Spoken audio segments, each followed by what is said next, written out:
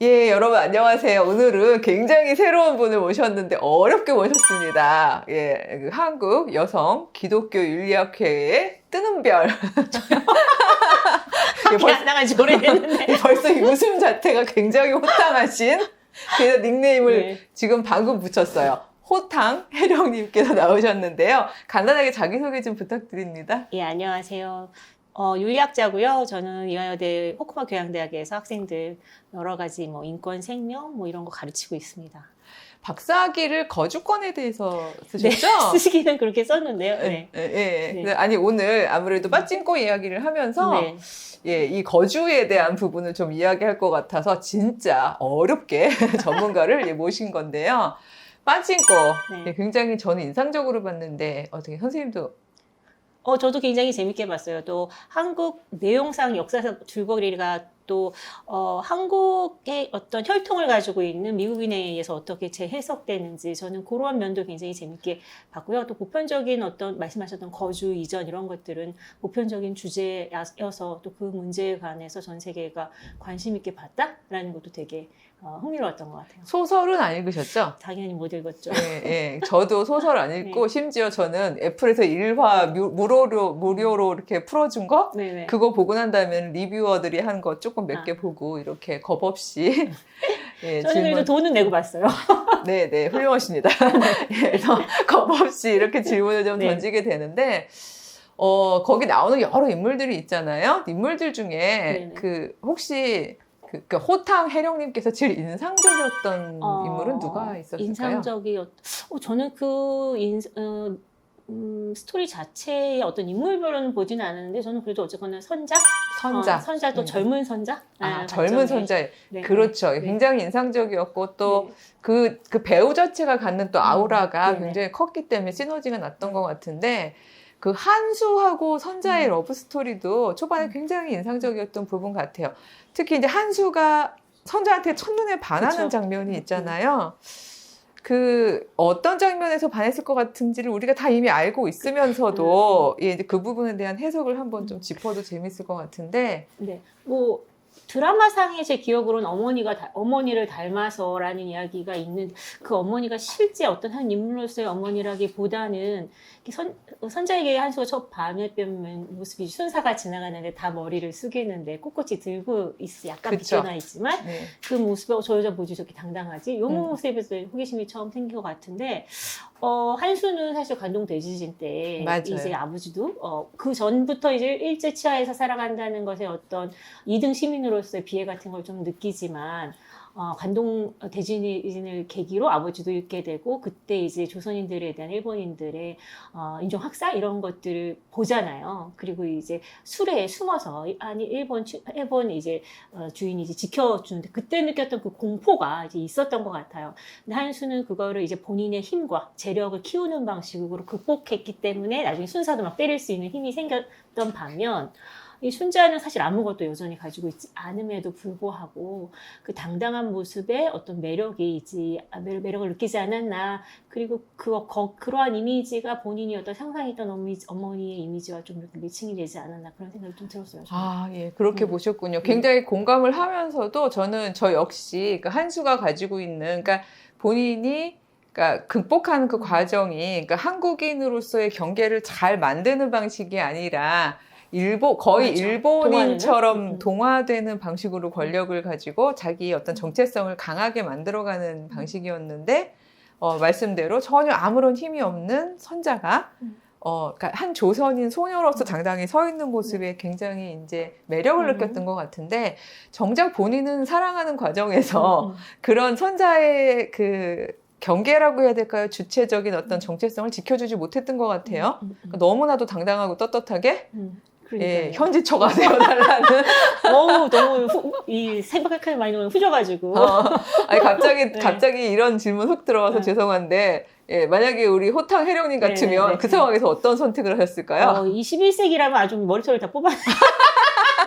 약했지만 그 당시에는 진짜 저도 손자와 손자처럼 굉장히 괴로운 선택을 하게 되지 않았을까라는 생각이 들고 사실 그런 상황에서 죽지 않고 살아나는 것만 해도 손자에게 굉장히 이렇게 지지와 박수 이런 거를 이제 보내줘야 된다라는 생각이 좀 많이 들었어요. 사실 이삭이 굉장히 여기서 뭐 그를 구해준 구세주의 이미지로 사실 등장하지만 그러한 상태로 남의 아이를 가진 상태로 시집가는 것 자체가 본인에게 사실은 자기 존재의 어떤 모멸감이 들 수도 있고 또 실제로 가서 이제 차별도 당하고 가족으로부터 배척도 당하는데 그걸 지켜내는 거잖아요. 그렇죠, 이제 그렇죠. 그런 면에 있어서 그 손자가 근본적으로 그 자기 존중 이 어디서 오는가? 이걸 굉장히 그 작가 자체도 굉장히 그걸 탐구하는 여정이 아니었나라는 생각이 좀 들었어요.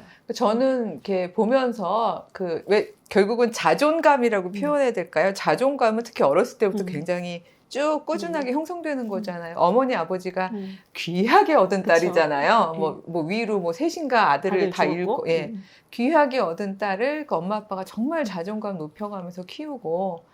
그 아버지가 정말 호흡까지 같이 맞춰가면서 키운 아이. 인상적이었어요. 예, 인상적이고. 그 다음에 그 바다, 저는 그 바다를 볼 때마다 제가 뭐 신앙인이라서 그런지 모르지만, 그 하나님, 그냥 하나님이라는 존재같이 느껴지더라고요. 진짜요? 수영 못해가지고 그냥 공포 그 자체? 그랬거든요. 그래서 특히 아버지 돌아가셨을 때 맞아요. 자기에게는 정말 그 바탕이 되었던 아버지 돌아가실 때 손자가 막 바다로 풍덩풍덩 들어가잖아요. 그래서 전 쟤 죽으려나 이러고 걱정을 했는데, 그 물살에 이렇게 완전히 자기를 이렇게 맡겨놓으면서 물살을 이렇게 떠밀려오면서 다시 회복되는 그런 걸 보면서 아, 손자의 힘이 저기에 있구나라는 생각을 했는데 그런 손자를 이삭도 알아본 것 같아요. 네네. 그러니까 전 정말 이삭이 전형적인 가부장적인 남자가 아니라는 게 너무 매력적이었는데 형한테 그렇게 얘기하잖아요. 그러니까 내가 구해준 거 아니고 저 여자가 나를 구한 거다라고 표현을 하는 장면들 이런 게 되게 감동적이었고 혹시 막 기억에 남는 대사 중에 기억하실지 모르겠지만 저는 그 이삭이 전도사잖아요. 맞아요. 우리하고 매우 친근한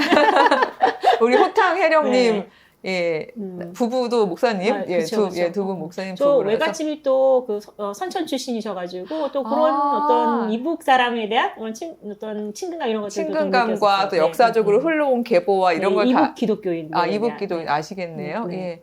근데 이제 거기서 목회 활동 하다가 한 신도께서 내 아들 좀 말려봐라. 이렇게 위험한 일을 하는 것 같다라고 해서 갔을 때 전 그 청년의 대사가 참 인상적이었는데 혹시 기억나세요? 저도 그게 굉장히 인상적이었는데 그거가 기억이 금세 안 사라진 게 그게 분명히 굉장히 중요한 얘기를 하는데 그 작가가 한국어를 모국어로 사용하지 않고 영어로 이게 표현하는 작가였잖아요. 그래서 표현의 방식이 한국어의 언어가 아니었어요.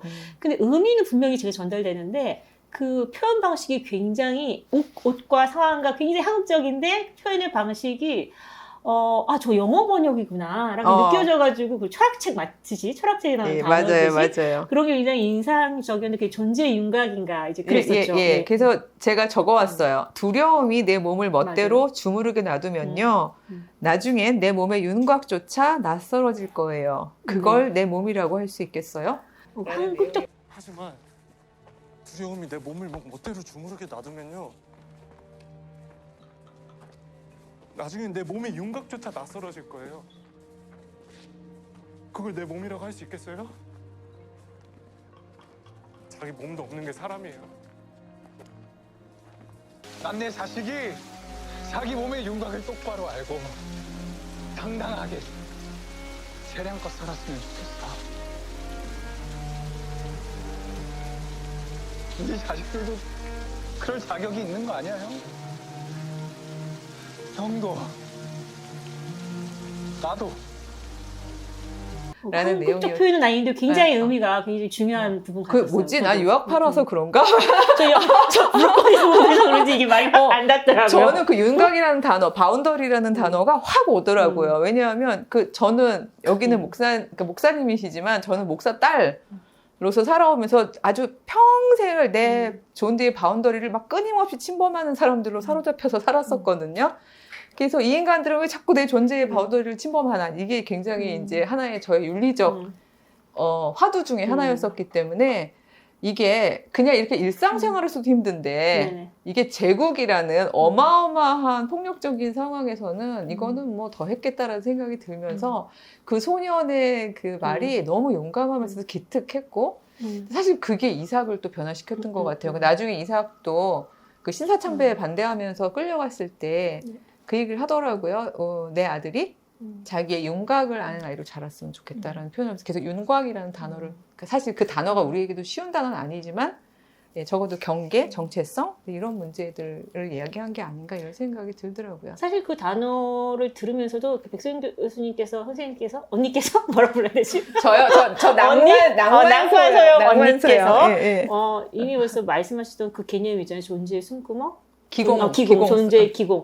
그 개념이 사실 매칭이 되었었어요, 저도. 아. 그래서 이제 어떤 한 사람의 존재성, 이것을 지키고 하는. 근데 저는 이제, 저도 목사 딸이거든요. 근데 저는 목사 딸의 목사구나. 목사 딸의 목사 아내, 목사 누나의 목사. 목사의 누나의. 주변에 목사님 굉장히 많아요, 집안에. 예. 근데 그 다행히 저희 아버지는 그 80년대, 90년대 목회를 하셨는데 집을 교회 옆에 절대 두지 않으려고 노력을 너무 많이 하셨어요. 우리는 교회 안에 붙어 있었잖아요. 그러니까 제가 그래서 예. 그 개인적으로 많이 얘기 들어봤잖아요. 그럴 때마다 정말 너무나 막 저의 존재가 침범당한 것처럼.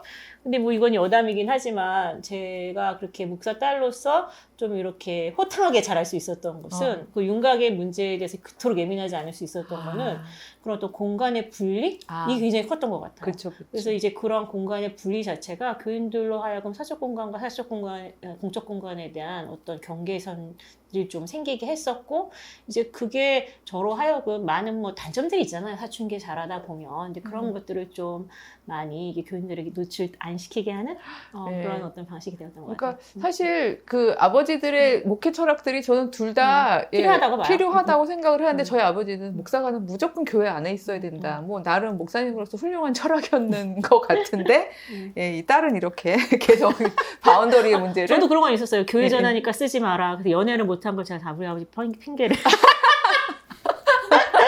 네, 바로 되고 있습니다. 네. 이 웃음이 바로 호탕. 네, 호탕이라고 저는 이 교회 급한 정을 상가집 전하는지 어떻게 하냐라고 굉장히 많이 혼나가지고요. 네, 그때는 참 유선이라서 한 동시에 들면 다 맞아요. 들리고 그랬죠. 아, 갑자기 막 딴 생각들이 나지만 다시 네네. 주제로 돌아오자면 이게 한 3대 정도를 다루고 있었기 때문에 저는 솔로몬하고 하나 이야기도 되게 이제 인상적이었는데 둘이 계속 미국을 가면 좀 다를 거라고 생각들을 하고 있잖아요. 네네. 예, 실제로. 그리고 이제 하나의 경우는 하와이를 가는 게 막 꿈이었던 것 같고, 나중에 사실 죽을 때는 이제 결과적으로 어쩔 수가 없으니까 여기가 하와이야, 막 이렇게 얘기하는 어떤 부분들이 나오는데, 야, 이게 참 장소성이 우리에게 줄 수 없는, 예, 그러니까 어디에 있으나 우리는 결국은 낯설고, 예, 그냥 끊임없이, 이방인인 존재인 거 아닌가? 이런 생각이 많이 들면서, 진짜 많은 생각을 하게 했던 그런 드라마였던 것 같습니다.